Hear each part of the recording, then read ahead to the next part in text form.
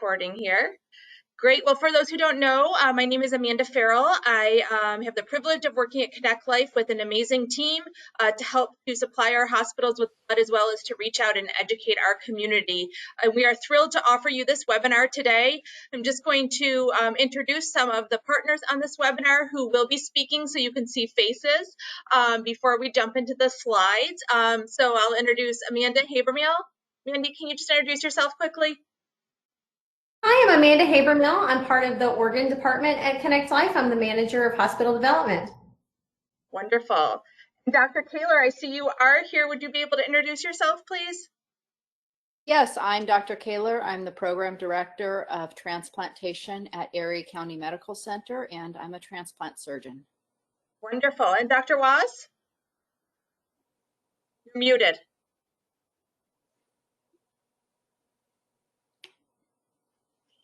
There we go. Hey, everybody. Thanks for attending. My name is Wayne Waz. I am a pediatric nephrologist, which means I take care of kids with kidney disease.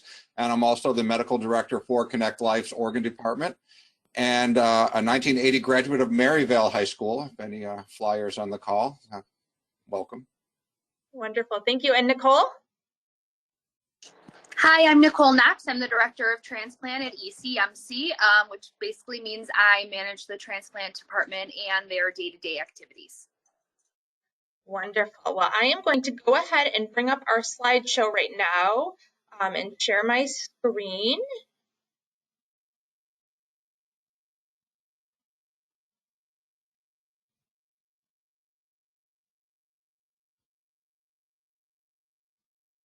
Perfect. So welcome to our high school webinar series. Today we'll be talking about transplantation and donation from a medical perspective. We have some live speakers on, as well as I had the opportunity to record a great session with Dr. Kaler prior to this as well that we will be including. And again, this playback will be available on our website. You know, this is a great topic, not only for those who are involved in our clubs, but this is really a great tool and great content. Please, I encourage you to share with your biology, your anatomy professors and teachers, as well as, you know, for those who are joining us from the CTE field. I think this is great for any of your New Visions programs, as well as some of your EMS and HOT. So our next webinar will be held on Wednesday, January 20th. That will be about blood donation and transfusion, again, talking a little bit more from the clinical side of things. And then just again, as we look at our clubs and what they look like, making sure we can continue to be a resource for you. And really, you know, there is a way to still offer students, offer your school community an opportunity to give back.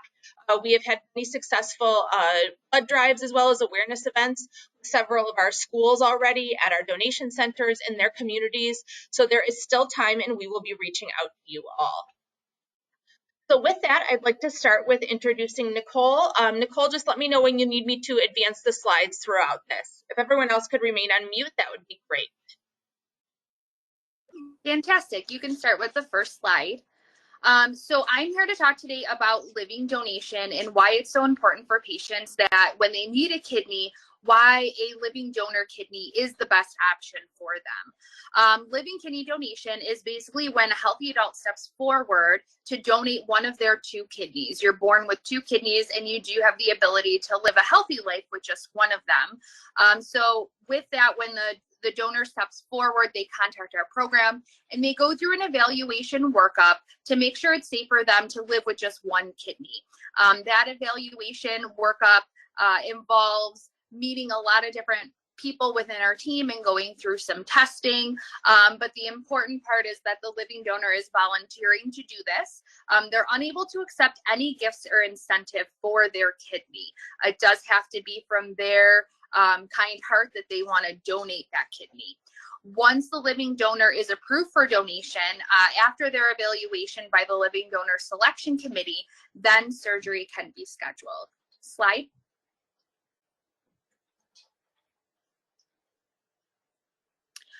So why is living donation so important?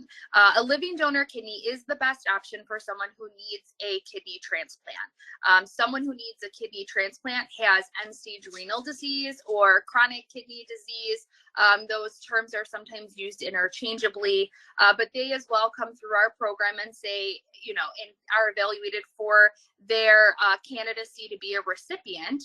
But living donors is the best way to do that. Deceased donor kidney can last, usually we aim for about 10 years, but 10 to 15 years. But a living donor kidney can actually last 15 and sometimes 20 or more years of function.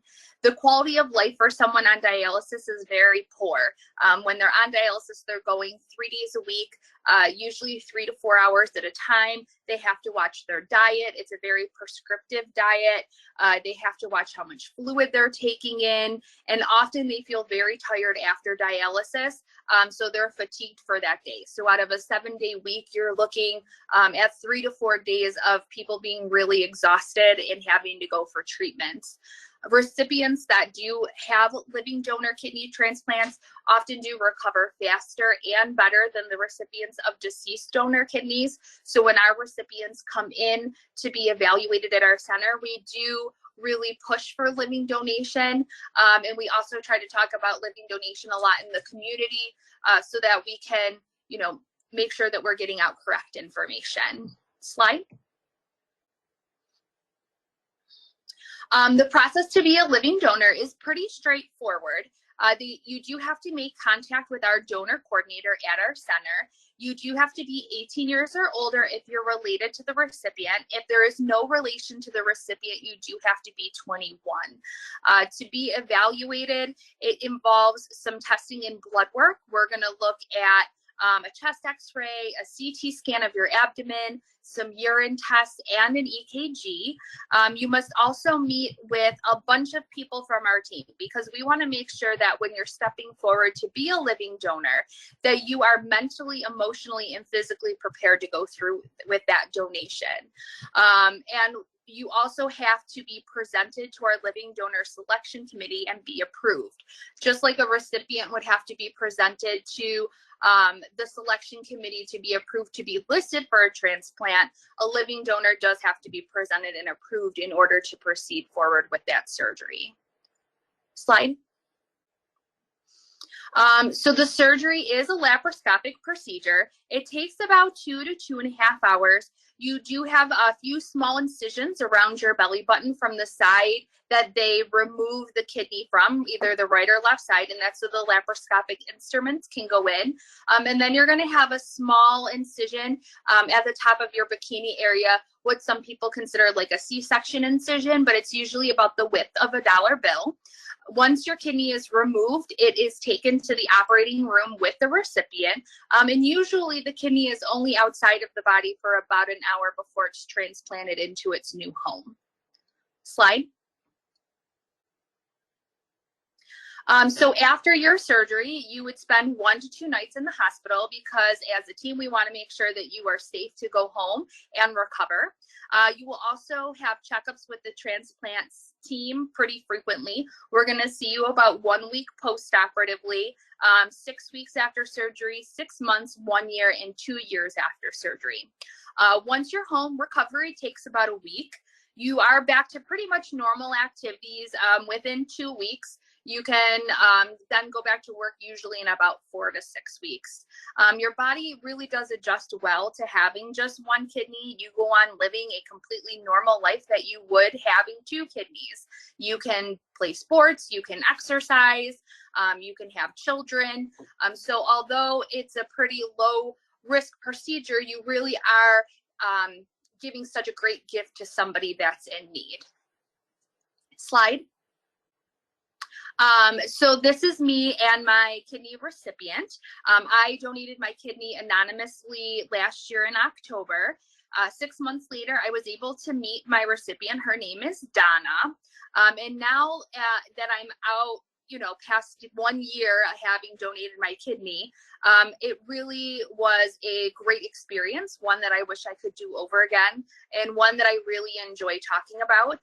My lab work is completely normal, and I'm able to do everything that I was able to do before. So living donation is really the best option for patients when they are in need of a kidney transplant. I'm all set. Wonderful. Thank you so much, Nicole. Just so everyone knows, and I should have mentioned this at the beginning, feel free to type in any questions into the chat box. We will also be having some time for Q&A at the end of the presentation.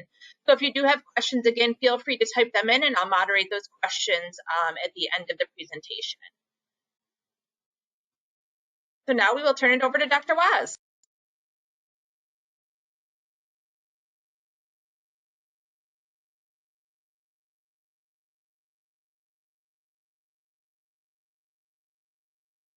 Dr. Waz, are you muted again?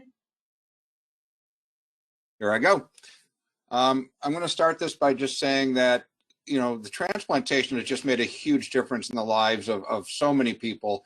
And as a pediatric nephrologist, just completely life-changing. Kidney transplant is completely life-changing for kids.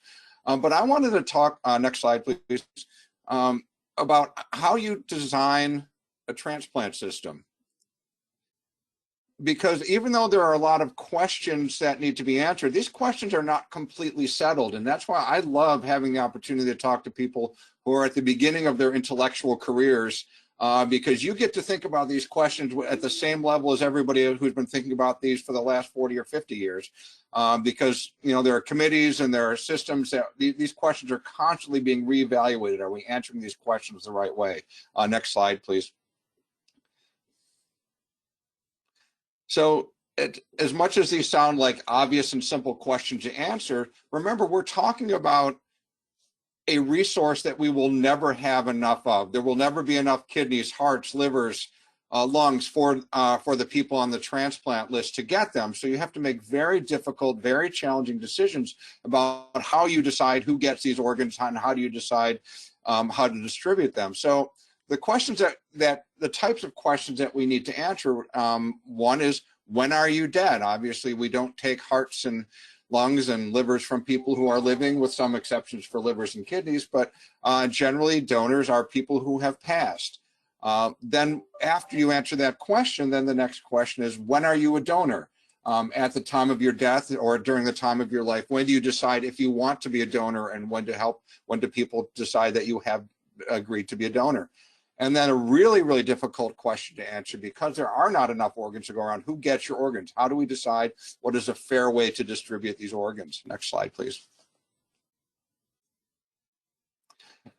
So the first question, it's an interesting question, because, you know, 100 years ago, it didn't really matter how detailed your answer to this question was. It was pretty obvious to anybody that was around you that you were no longer alive. Your body was cold, your heart had stopped, and it's an unrecoverable problem. But in the 1960s, we started to realize that at the time of death, there are some people that can be considered to be organ donors. And it became, instead of using standard cardiac criteria, next slide, please. Sort of the obvious answer for anybody who's watched a medical program on television, well, the universal TV symbol for somebody being dead is you see the flat line on the EKG tracing, and you hear the ominous beep sound. But obviously there are other ways to decide that somebody has passed as well, that somebody is no longer alive. The cardiac criteria are very straightforward and obvious, and we all understand them. Next slide, please. But we also started to recognize in the 1960s that there were some patients who had developed unrecoverable brain injuries. And we developed this idea of death by neurologic criteria that's commonly called brain death. We talk about people being brain dead. I don't like to use the term because it has so many sort of incomplete connotations. We walk around and say, oh, I'm brain dead today. But it's really important to recognize that when we say somebody has been declared dead or is brain dead, we say this is no different from a medical legal standpoint than saying that they've died from cardiac criteria.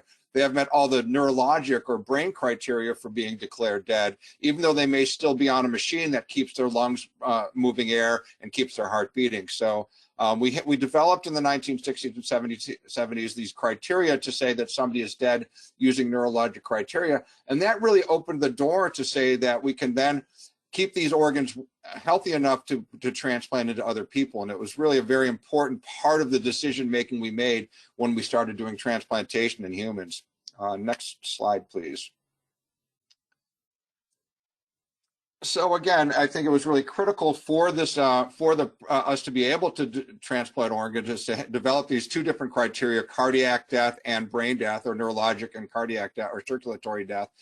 And then the next question is, when are you a donor? When is somebody who has passed, who's declared dead using one of these criteria, eligible to be a donor, or available to be a donor? Next slide, please.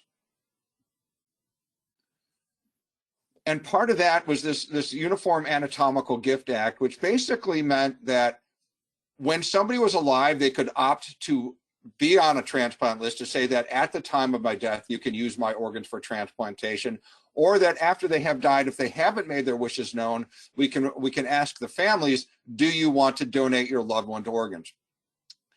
And for a very important reason at the time, we chose to call it a gift act, because this was something that it was felt that at the time of your death, you could make a willing gift of your organs to people who needed them for transplantation. You can imagine other ways you could design a system where that money would be involved, but this was a very important distinction, and again, allowing us to be able to do organ transplantation. Next slide, please. And so this is something that will come up a lot in your discussions when you talk to, if you have clubs at your schools, or if you're talking about organ drives and organ sign-up drives and things like that. There are two ways that somebody at the time of their death can be considered as a donor. Obviously, the first is that they have signed a donor card. They've signed the authorization for donation.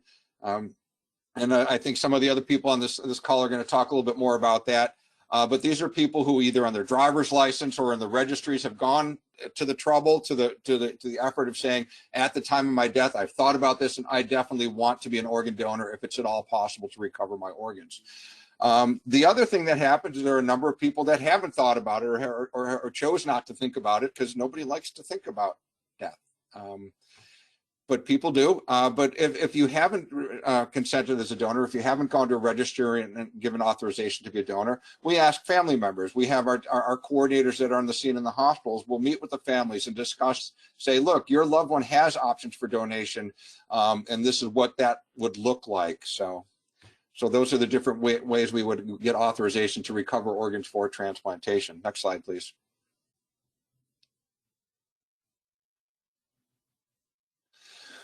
One of the things that I wanted to take a second to talk about, and this is a challenge I think that we face in the organ transplant community. At the time, it's really important to think about these questions now when we're sitting in a classroom, when we're sitting on a go-to meeting. I was going to say Zoom, but this is a go-to meeting call. When we have time to think about these things on our own time, when we're feeling well, we have our friends and family and people to have these good discussions about. Because at the time of someone's death, you can imagine it's just a horrible, horrible, stressful situation where lots of people have lots to say about what happens to this person who is no longer going to survive. And we often have these conflicts amongst family members and staff and different people at the bedside of a dying patient, is what is a good death for them? What does that look like? And you can imagine that, and many times when it becomes clear that a patient is not going to survive, that is not going to leave the hospital, there's a lot of people who would suggest that withdrawal of support and take them off the ventilator and allow them to pass peacefully is a very good type of a death. But also, organ donation is a very good death as well, but it looks very different. And our job as an OPO, like ConnectLife, is to explain to families what the next hours of that person's life will look like, what the organ donation process will look like, and whether they think that's an acceptable way, a good way for them, for their loved one to end their life. Next slide, please. We just had a session on live donors. I'm not going to talk anymore about live donors, other than to say that part of the ethical decision making, part of the challenge for live donors, is making sure that they are not under any undue pressure to donate, that they're not receiving money to donate and things like that. And so here's an interesting question, right? People ask this all the time, and this is a question that keeps coming up, and why it's worth the next generation, with your group of people thinking about this. Why can't I sell my kidney? Again, I talked at the beginning about the donation is considered to be a gift. But there are many people who have done some economic analysis and thought, this might solve the problem of an organ shortage by allowing people to sell them. But I will say that we as a society, at least in the United States and most countries who have laws about such thing, have decided this is not a path we want to go down. We don't want to have people sell their kidney. And the biggest reason, to be honest, is because it makes people make decisions they might not otherwise make because of financial hardship. Whereas, if somebody has a comfortable living and doesn't need money, they may say, well, there's no price you can give me to give up one of my organs. But the more desperate you get, the more desperate your financial straits get, you start to think about things that you might not otherwise consider. So we, again, have as a society decided that's not an appropriate thing to allow people to do. Next slide, please. So who gets your organs? One more slide, please. And this is, I think, the challenge of any organ allocation system. If you start with the assumption that there are not enough organs to go around, you have to balance two different needs. The first thing is utility. Obviously, you want to give the organs to the person who's most likely to benefit from them, who's most likely to get the longest use of it, the most likely to have the best outcome from it and things like that. But also, you have to balance that with something called justice. In other words, you don't want to limit the access of certain populations, certain demographic groups, certain people to an organ simply because they may not have as good a chance of it working as well. And every time we look at the allocation schemes and all the allocations for all the different organ systems, we're trying to balance out these two things. And the most important things are on the bottom. It's important that however we decide to allocate these scarce resources, is that it's a completely transparent system, that everybody who wants to know knows why we made the rules the way that we did, and that there are no secrets and there's no way to game the system, and there's no way to move yourself ahead on the list because these rules are very transparent. And it's accountability. We're always looking at, okay, this latest set of allocation rules, did they disadvantage any particular groups? So I am 1 minute over, so I'm going to stop there. But thank you so much for your time, and hopefully you'll have some more time to think about how you're going to answer these questions when it's your turn to be in charge. Great, thank you, Dr. Waz. With that, we will turn it over to Mandy. Thank you, and thank you to all the speakers before me. I am just on their tail end. They've actually taught me everything I know and speak about, so thank you. We can go to the first slide, Amanda. Thank you. So we're just going to talk about exactly what ConnectLife does as an organ procurement organization, the donor referral process, the identification of a potential donor. What does a donor look like to us? The approach process. I'll touch back on the brain death criteria that Dr. Waz was speaking of and what it looks like in the operating room. I'm going to have a few photos. They're not super graphic, but just what we look like once we're in the operating room. Slide. So ConnectLife is a deceased donor program. It's a little bit different than the living donation program that the hospital does with Dr. Kaler and Nicole speaking about that. So we are a deceased donor process only. The organ procurement link that we are part of, we link the organ donor, the transplant centers, and the recipients to those patients. We're federally and state regulated. Our coordinators, we have 6 coordinators that attend to call 24/7. We are on call from 8:30 a.m. to 8:30 a.m. every day. We have 2 people on call.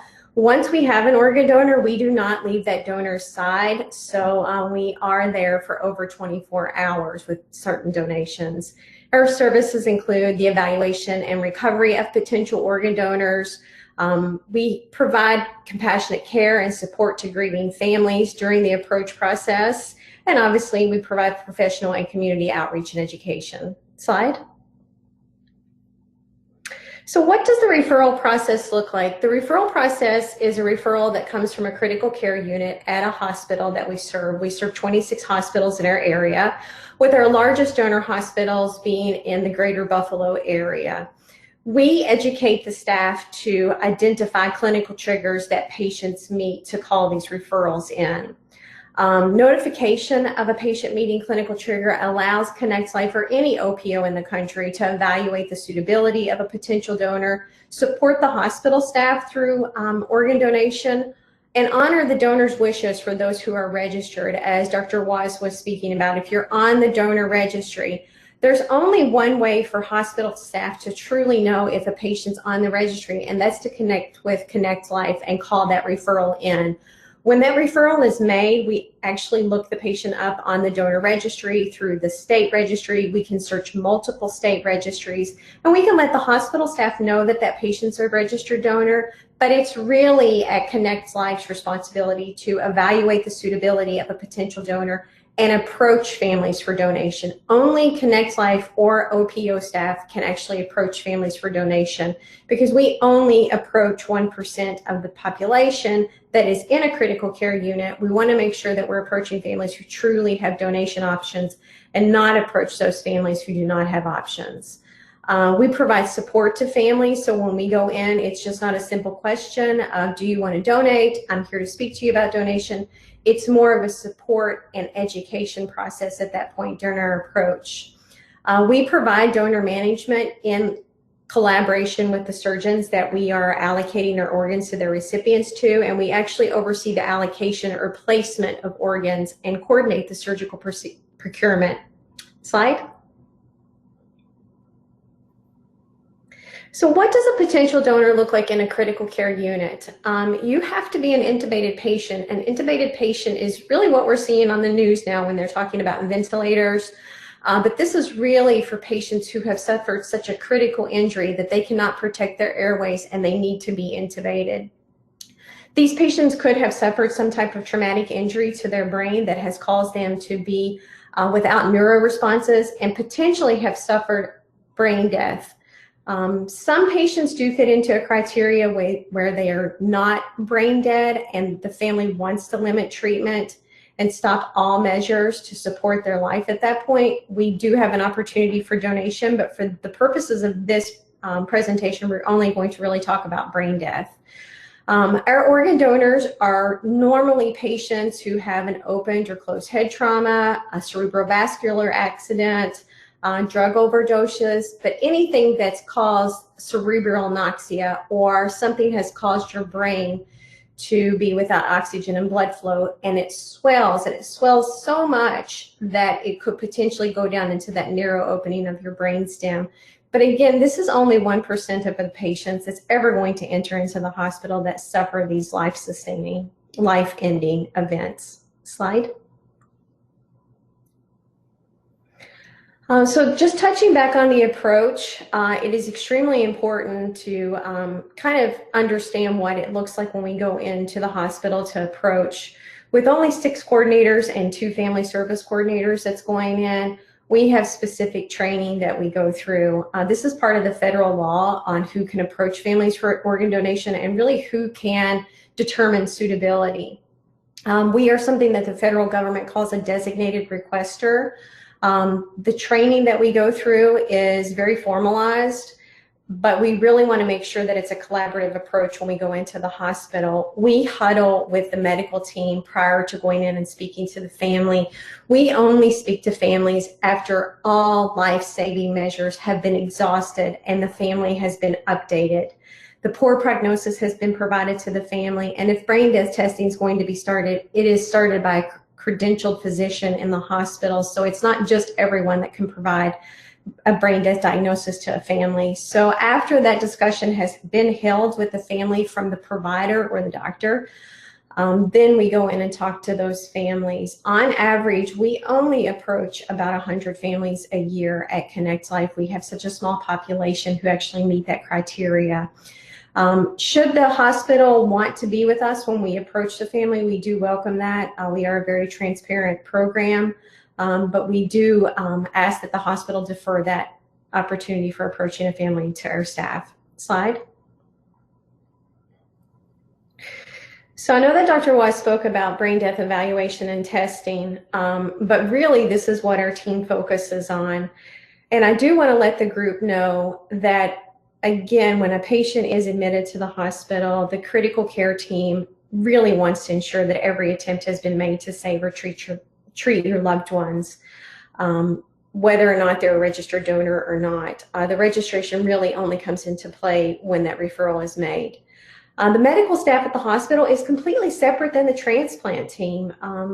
We only take care of organ donors on our side, and the hospital staff assists once we do have an organ donor. However, they are not part of the procurement team that procures organs or allocates organs to recipients. Donation does not become a possibility for deceased donors until all life-saving measures have been exhausted. The credentialed physicians that evaluate and perform the testing for brain death are typically neurosurgeons, neurologists, intensivists, and pulmonologists. That's not to say that they're all credentialed. However, that's the group of physicians that we do see that are credentialed to perform brain death testing. When the testing is started, they want to make sure that the patient is completely areflexic without any neuro responses. So cough, gag, pupillary response, the ability to breathe on your own, all of these have to be completely absent before they can even start the true testing. And that's the first part of the test. The secondary part of the test is CT scans. It can be a CT perfusion study where they check to see if blood is moving through your brain. If there is no blood moving through your brain, you will see that slide that Dr. Waz showed previously, and I think that's on one of my slides as well. But they can do MRIs. We do a breathing test where we remove you from the vent. That's called an apnea exam. If these tests do not show any flow or any activity, the patient is actually declared dead after these tests are performed and the family is updated. Once they are declared brain dead, there is no chance of recovery, and that is actually the patient's time of death. The patient is maintained in the critical care unit until the family can make a decision if they want to donate organs or if we're honoring the gift of life that the patient has signed up for on the donor registry. We are normally in the ICU allocating organs for 12 to 72 hours. Patient number one doesn't always receive the organ. They could have a better offer. They could be getting transplanted when we are making our offers, and the offers for organ allocation can take some time. Donor management can take time as well. We do a lot of donor management with our patients with cardiac echoes, cardiac catheterizations, bronching patients. So there's a lot that goes into this. Slide. So this is the typical slide that Dr. Waz and I do share. So this is really what it looks like for a brain dead patient. The patient that's on the left of my screen has flow of their blood through the circle of Willis. So you can see that blood flow on a living patient, but the patient to the left of my screen does not show flow, and this is an image of a brain dead patient to the left. Slide. So the organs that we allocate at ConnectLife, and any organ that a potential donor could potentially give, are heart, lungs, liver, kidneys, intestine, and pancreas for organs.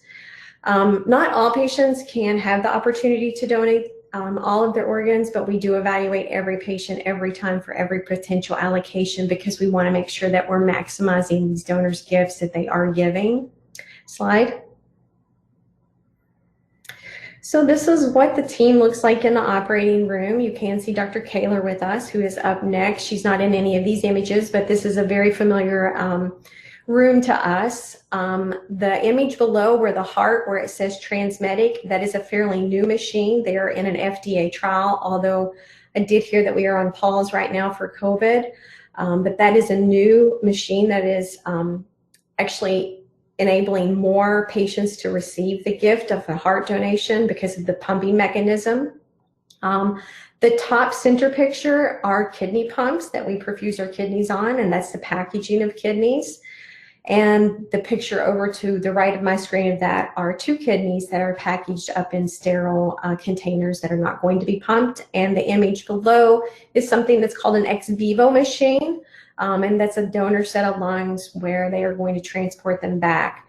I always wonder, when I see something on TV, I always feel like I see a resident running down the hallway when they're talking about organ donation with a little tiny red cooler. And I never know what's in that little red cooler because all of our packaging materials are very high tech and they're very heavy when we go to carry them. So that's why I really wanted to show these images. Slide. Oh, okay, well, that's it for me. Thank you, Amanda. Thank you, everyone. So just while I'm switching gears, really quick right here, I just have to bring up the video from Dr. Kaler. I'll invite you all to either type into the chat or unmute yourself, and feel free to ask any questions of any of our presenters right now as I switch gears.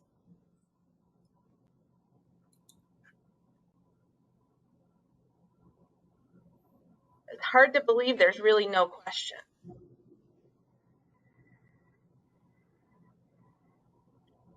As long as they're not brain dead, it's okay. Yeah, this is true. This is true. Okay, hang on one second. I'm just bringing up. Technology has not been my friend today.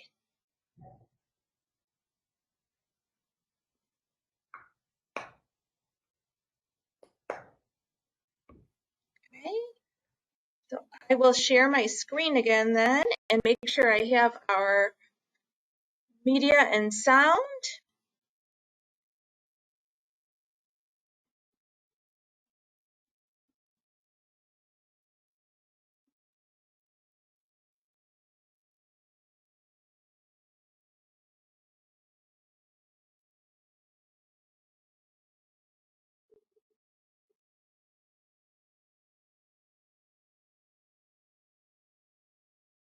Technology, as I said.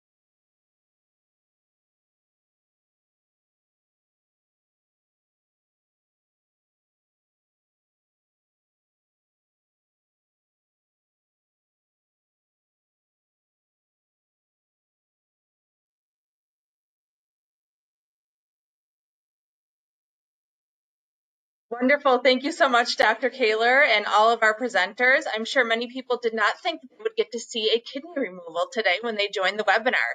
So we did have one question that came through just at the start of it. Mandy, I'll shoot it to you first, and then you can engage the rest of the speakers as needed. Have you ever organized a multi-organ donation, and is the process any different? Yes, every time we have a donor, we do either attempt a multi-organ donation or successfully place a donation. Dr. Kaler can actually speak to this with her program because she frequently accepts multi-organs for transplant. We do those here locally. But if a patient comes up on a list and they would need a liver, a pancreas, an intestine, a kidney, any type of combination, heart and lung is sometimes frequently on the list, we will do everything we can to attempt to allocate multi-organs to patients in need. Those are normally very ill patients and they are truly in need of multi-organ. So your question is really good. Those patients are listed in multi-organ, so we know when we make those offers out through the United Network of Organ Sharing that they come up on the list. We do have to have conversations with the surgeons who's coming in to procure, and if they are actually doing the transplant. But if they are not doing the transplant and they're handing it off, we do like to speak to those procurement surgeons as well, because as you can imagine, they are sending a lot of people with their teams into the operating room. When we are allocating organs, we need to know how many team members are coming to procure specific organs. So if we're procuring a heart, lung, liver, kidney, and pancreas, we could potentially have 15 additional team members in the operating room. So we have to look at the logistics of getting them all here at the same time. Taking our patient to the OR for the procurement to start once all the surgeons are in the hospital, and getting those teams out the door once they have their organs, because they have to get back to their recipients in a timely manner. But Dr. Kaler, I'll let you add to that because you're actually the surgeon that procures and transplants multi-organ. Yeah, I mean, about 80% of all the transplants in the United States are single organ. Just a liver, just a kidney, just a pancreas, but another 20% are combinations of organs. Pancreas and kidney together, heart and kidney, liver and kidney, sometimes liver and pancreas and intestine. So there's various combinations depending on the patient's need. Wonderful. Does anyone else have any other questions? Oh, I'm sorry. Go ahead, Dr. Kaler. I have a question for Nicole. Okay. Because you donated, and then you saw what a donation looks like, which you probably hadn't seen before you donated. So I was wondering what was going through your mind while you were watching. Well, thankfully, I was in really great hands when I had surgery. Dr. Kaler was my surgeon.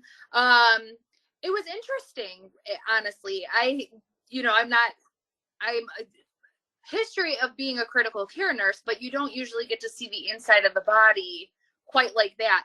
I don't think it didn't deter me at all from, the possibility of donating, but I really didn't realize how many structures are around that hold the kidney right in place where it is.